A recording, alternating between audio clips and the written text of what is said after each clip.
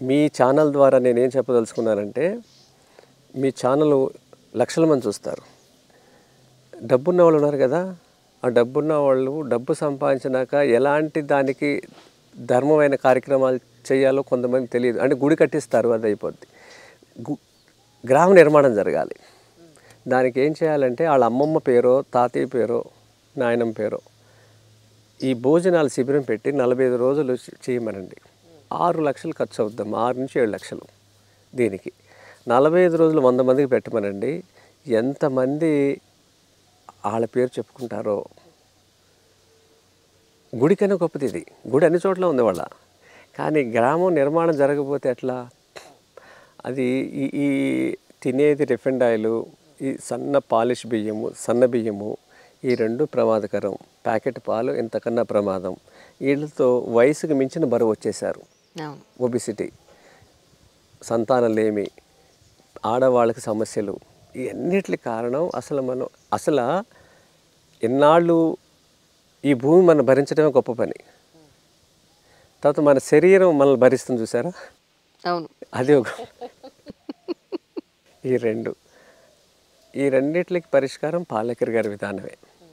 ఎవరైనా అలా చేస్తాను అంటే సంపన్నులు చాలామంది ఉన్నారు. గ్రామానికి వెళ్ళి వాళ్ళ గ్రామంలో చేయమనండి. మేము వచ్చి అనుసంధానం చేస్తాం. వంటలలో ఇప్పుడు వంటలు నేర్చుకున్నాం మేము. పంటలతో పాటు ఇప్పుడు మీరు అన్నారు ఈ బియ్యం ఎలా ఉండాలి అన్నారు కదా, ఇది చాలామంది అమ్మలకు తెలియదు. ఎసరు అనేవాళ్ళు తెలుసారా? అవునవును, ఎసరు పెడతాం ఇప్పుడు వాళ్ళకి తెలియదు. అవును, బియ్యాన్ని నానబెట్టాలి, మరుగుతున్న నీళ్ళలో ఎసరు వేయాలి కదా, ఇది చాలామంది తెలియదు. ఇప్పుడు ఈ బియ్యం వార్చాలా సార్, లేకపోతే అత్తెసరు పెట్టడమేనా? వార్చాలి, ఏ బియ్యమైనా వార్చాలి. వార్చిన దాన్ని ఎందుకు వార్చాలంటే ఆ గంజిని మనం వాడాలి.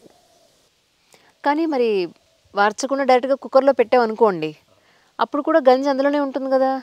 రైట్. అన్నం ఎప్పుడూ కూడా మీరు ఒక్కసారి గుర్తు చేసుకోండి. అమ్మమ్మ ఇత్తడి గిన్నెలో కానీ మట్టి గిన్నెలో కానీ బయట ఉండేవాళ్ళు, ఆరు బయట. అవును, ఆరు బయట. దీనివల్ల మనకి సూర్యుడి నుంచి శక్తి అందుద్దనమాట. అది మనం మిస్ అవుతున్నాం. తర్వాత ప్రెషర్ కుక్కర్లో పెడతాం వల్ల అన్నము అనే దాంట్లో ఈ మెటల్ అనేది మంచిది కాదు. అల్యూమినియం అనేది ఆ లోహమే భోజనానికి మంచిది కాదు. పని త్వరగా అవుతుందని చూస్తున్నాం. భూమి మీద మన పని కూడా త్వరగా అయిపోతుంది. ఇది కుండలో వండుకుంటే 100%. అదే కంచు అంటారు సార్, కంచులో వండుకుంటే, బ్రాంజ్లో వండుకుంటే 97%, ఇత్తడిలో వండుకుంటే 93%, ఈ కుక్కర్లో వండుకుంటే 3%. అయ్యో, కుక్కర్లో డైరెక్ట్గా పెట్టట్లేదు కదా సార్, అందులో మళ్ళీ స్టీల్ గిన్నె పెడుతున్నాం కానీ మెటల్ మంచిది కదా, ప్రెషర్ అవుతుంది అది. కానీ అది సహజ గుణంగా అది ఉడికి మెత్తబడట్లేదు, ప్రెషర్ చేస్తున్నాం దాన్ని. అది మంచిది కాదు. రాజీవ్ దీక్షిత్ గారు దీని మీద చాలా పెద్ద స్పీచెస్ ఇచ్చారు. ఇప్పుడు ఈ భోజనం మేము మా భోజనాల్లో పెడుతున్నాం. అక్కడ హైదరాబాద్లో ఒకసారి మీరు భోజనానికి రండి, మీరంతా రావాలి. ఆ భోజనశాలలో వస్తే ఇత్తడి గిన్నెలో ఈ అన్నం వండుతున్నాం. 200 మందికి దాంట్లో వండుతాం. ఓహో. ఇది తిన్న వాళ్ళందరూ ఏంటంటే తెల్లారి మళ్ళీ వస్తున్నారు. అలా రావాలని మేము కోరుకోవట్లా, మీరు పండించుకోవాలని మేము కోరుకుంటున్నాం. గ్యాస్ లేదు వాళ్ళకి, కడుపు ఉబ్బరం లేదు, అసౌకర్యం లేదు. తెల్లారి పక్షిలాగా టాయిలెట్లు పట్టుకుని, పేపర్లు పట్టుకుని చదువుకుని వేడి నీళ్ళు తాగి వెళ్ళేవాళ్ళు మంది ఉన్నారండి, లేరా? అవునవును. మరి అన్నిటికి కారణం మనం తినే సోనా మసూరి, బీపీటీ. సోనా మసూరి, బీపీటీ రెండు చాలా ప్రమాదకరం. ఇప్పుడు మీరు చెప్పేవి ఏవైతే విత్తనాల పేర్లు ఉన్నాయో, బియ్యం పేర్లు ఏవైతే అవి రైస్ షాపుల్లోకి వెళ్ళి అడిగితే అసలు వాళ్ళు గుర్తుపడతారండి? బాగా అడిగారు మీరు.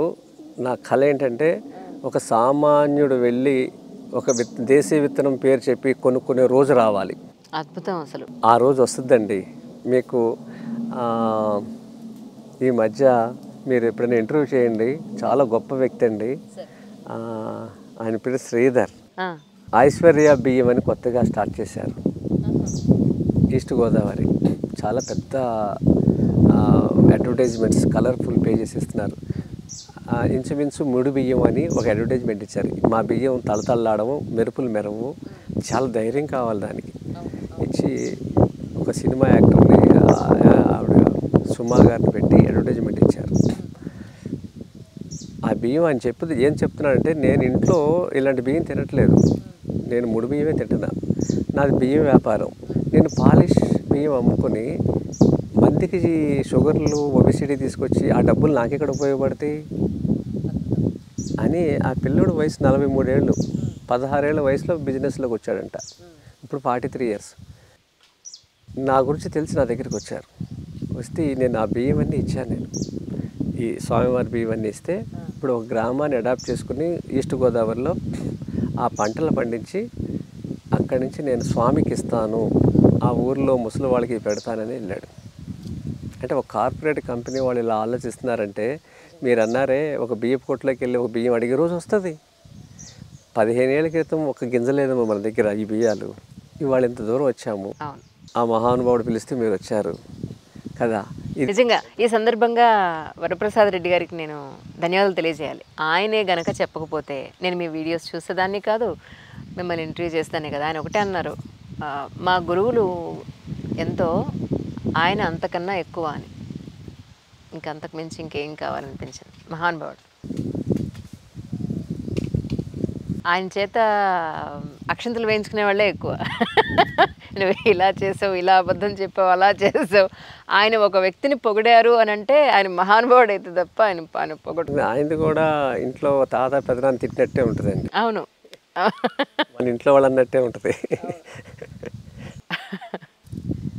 అయితే నేను ఇక్కడ ఇంకా తుంగకి సంబంధించి మీరు నాకేమైనా ప్రోడక్ట్ చూపిస్తారేమో అని చాలా అనుకున్న. ఆ వీడియో చూసిన వెంటనే అబ్బా ఒక్కసారి చూడాలి ఎన్నాళ్ళు అయిందో. తుంగ చేపలను వచ్చేది సార్ అప్పట్లో, మరి ఇప్పుడు వస్తున్నా లేదు నాకు తెలీదు.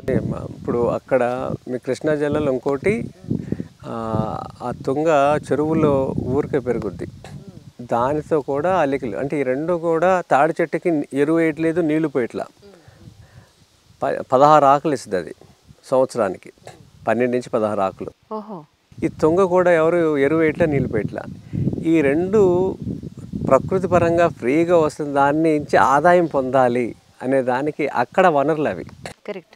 అక్కడ ఈ వర్క్షాప్ పెట్టాలి అని తాడి చెట్లు ఉన్న చోట వర్క్షాప్ పెట్టి తిరుమల స్వామివారికి లడ్డు ప్రసాదాలు తాటి బుట్టలు ఉన్నాయి. అవునండి, అవును. ఆ బుట్టల్లోనే ప్రసాదం పంపించాలని 90 ఏళ్ళ క్రితం జరిగిందట ఒక పెద్దవాడు చెప్పింది. అవును. ఇప్పుడు ప్లాస్టిక్ కవర్లు లడ్డు ఇస్తున్నారు కదా, అలా కాకుండా తాటాకు బుట్టలు ఇస్తే తాడి చెట్టు బతుకుతుంది కదండి. మళ్ళీ మనం అనుకున్న కాకి వేప చెట్లు అన్నీ బతుకుతాయి కదా, ప్రాణవాయువు బతుకుతుంది కదా.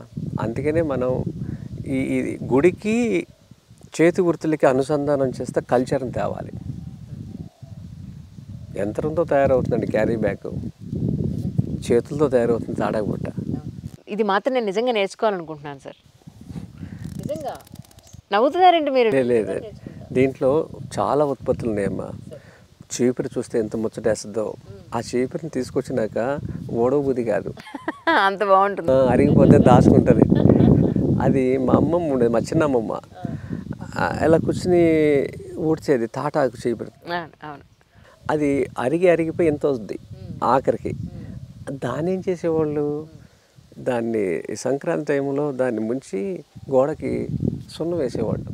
అసలు యూటిలిటీ చూడండి, అది చూడండి, రీయూజ్, రెడ్యూస్, రీసైకిల్. వీళ్ళు ఎక్కడ చదువుకున్నారు వీళ్ళు? ఇవన్నీ వస్తువుని ఎలా వాడతాం అనేది తీసుకునేవాళ్ళు చూడండి. ఆ చక్క పేడతో అలిగేసి చిన్న బొట్లు పెట్టేవాళ్ళు ఏళ్ళతోనే.